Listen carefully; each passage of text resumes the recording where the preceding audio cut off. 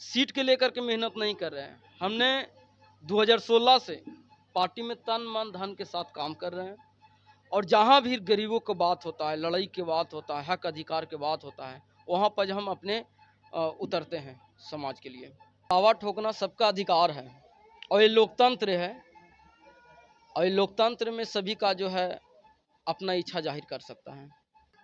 ये तो जो सरकार है जी, जो बिहार का मुखिया है, उनके रीजन में बढ़ा हुआ है। आप देख रहे हैं कि थके हुए मुख्यमंत्री और जो अभी जो जो कठपुतली बना करके जो आरएसएस और बीजेपी जो चला रहा है इस बिहार को, वो पूरे बिहार के जो जनता है इससे थक चुका है और उस बिहार को कुर्सी पर से उतारना चाह रही है जनता। बिहार को जो रोजगार से मुख रोजगार लगाना चाहता हो, जो नौकरी की बात करता है, जो विकास की बात करता है, उसको सरकार जो है चोर दरवाजे से सरकार बना करके देश में चला रहा है। हमारे साथ में राजद के युवा नेता दिनेश दास जी हैं और मैं दिनेश यादव जी से कुछ सुनना सॉरी दिनेश दास जी हैं। बोलिए दिनेश दास जी। बहुत बहुत धन्यवाद आपका चैनल को, आपका जो आपसे बात करने के लिए। आप क्या इमामगंज क्षेत्र में बहुत चर्चा चल रहा है कि दिनेश दास जी मतलब युवा राजद नेता हैं, तो आप इस बार राजद से सीट मिल रहा है क्या आपको? वो तो समय की बात है, सीट मिलना ना मिलना, लेकिन हम सीट के लेकर के मेहनत नहीं कर रहे हैं। हमने 2016 से पार्टी में तन मन धन के साथ काम कर रहे हैं और जहाँ भी गरीबों की बात होता है, लड़ाई की बात होता है, हक अधिकार की बात होता है, वहाँ पर हम अपने उतरते हैं समाज के लिए। तो अब इस बार मतलब आप जनता के बीच जाते हैं तो जनता क्या रुझान है आपके प्रति? वो तो जनता तो जहाँ जाइएगा वहाँ जनता मुंह पर थोड़ी बोलता है। नहीं नहीं, जनता जैसे ठीक है, हम अगर चुनाव में खड़े हो रहे हैं, हमको अगर पार्टी अगर सीट दे रही है तो पार्टी सीट दे रही है तो जनता भी तो चाहेगा ना कि दिनेश दास जी कैसे हैं, नहीं है क्या, मतलब लोगों के प्रति रुझान क्या है? ये तो जनता बतलाएगी, जनता से पूछने के बाद। अच्छा, तो अपना आपका अभी सीट कंफर्म है राजद से? देखिए, सब अपने अपने मेहनत लोग कर रहे हैं और सब मेहनत कर रहे हैं, वो पार्टी का निर्णय है, पार्टी निर्णय करेगी। तो ये बताइए कि यहाँ पे कितने उम्मीदवार लोग दावा भी ठोक रहे हैं, लोग मतलब राजद के कितने उम्मीदवार हैं? आप भी दावा ठोक रहे हैं, दो चार लोग और है वो भी दावा ठोक रहे हैं, तो इस पर आपका क्या राय है? ये दावा ठोकना सबका अधिकार है और ये लोकतंत्र है और ये लोकतंत्र में सभी का जो है अपना इच्छा जाहिर कर सकता है। तो आप ये बताइए, बाय द वे आपका सीट मिलता है तो पहला प्राथमिकता क्या रहेगी? मेरा सीट मिलता है तो लोकतंत्र या संविधान और देश के साथ विश्वासघात जो कर रहे हैं और एक कायर अधिकारी लोग, उसको पर विराम लगाना सबसे मेरा प्राथमिकता मिलेगा। जो गरीबों के साथ जो थाना ब्लॉक में अन्याय होता है, जो लोग देखते हैं कि बड़े बड़े लोगों के साथ अलग व्यवहार होता है और जो असली जो हकदार और जो मालिक हैं गरीब तबके के लोग, उसको कुर्सी पर बैठने भी न दिया जाता है। सबसे पहले अगर थाना हो या ब्लॉक में हो, अफसरशाही को खत्म करके गरीबों को राज आएगा। अब सबसे पहले थाना और ब्लॉक में सबसे पहले गरीबों जो होंगे उसको पहले कुर्सी पर बैठाने का वो अधिकार मिलेगा। और न्याय कौन दिलाएगा? न्याय भारत का संविधान से लिया जाएगा, ये वो अपने आप ने जिसको अधिकार है उसको न्याय मिलेगा। संविधान तो आज भी है। आज भी रे तो हक अधिकार उपयोग नहीं हो रहा है। जो विश्वघात लोग हैं, जो कायर लोग हैं, उसको दुरुपयोग कर रहे हैं, उसको तो सुधारने के लिए ये बात बोल रहे हैं। तो कौन दुरुपयोग कर रहा है संविधान का? अफसरशाही बढ़ा हुआ है। तो किनके रीजन में अफसरशाही बढ़ा हुआ है?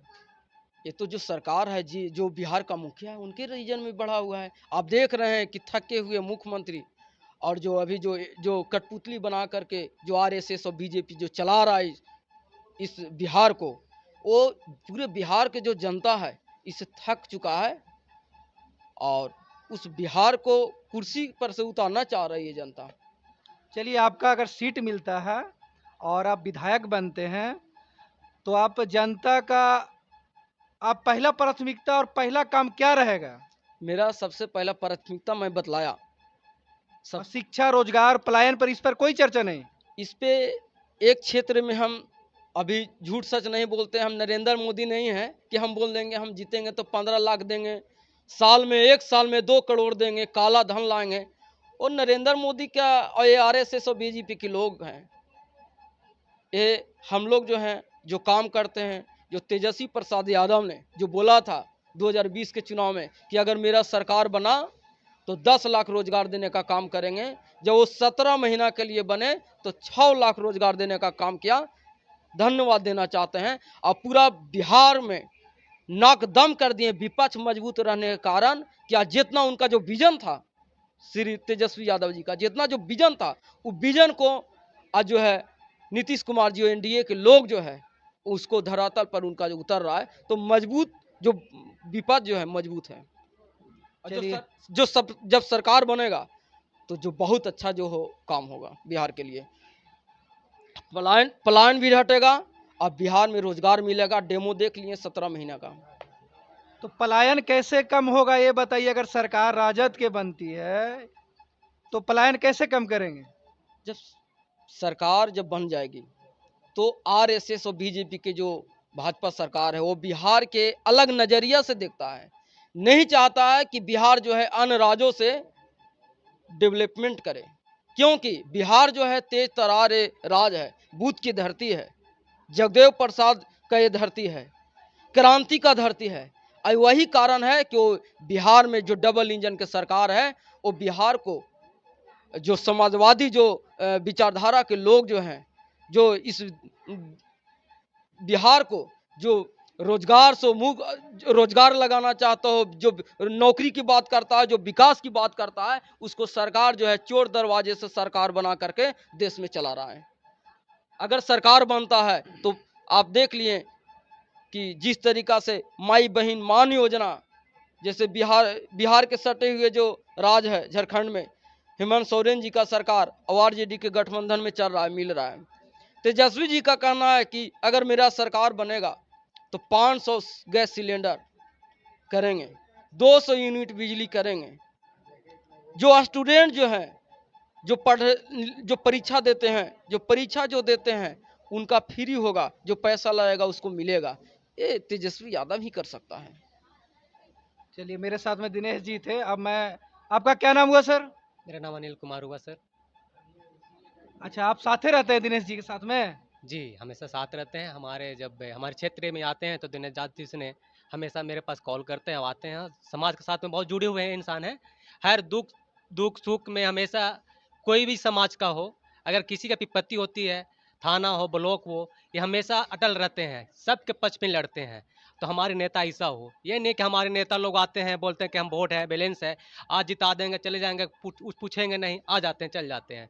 तो हमारे दिनेश जी के साथ में हमेशा हमारे हमारे यहाँ मैगरा हो, डुमरिया हो, समझे, सब जगह पर दिनेश जी हमेशा साथ में रहते हैं, हमेशा आते हैं, हमेशा सब चीज़ का साथ देते हैं और कोशिश करते हैं। चलिए, अभी हम दिनेश जी के साथ में थे और दिनेश जी अभी राजद के मतलब राजद की तरफ से इनका सीट कंफर्म होने वाला है और अब चुनाव लड़ने वाले हैं इमामगंज विधानसभा से। और अभी बड़ा खुशी की बात है, जनता में जोश है कि इमामगंज विधानसभा से चुनाव अब की प्रत्याशी दिनेश दास जी बने और हमारा भी खुशी रहेगा। और सभी जनता को मत है तो भाई हम भी पत्रकार है तो हम भी खुशी मना रहे हैं कि जब जनता के भलाई हो तो भाई सभी का भलाई हो। तो धन्यवाद।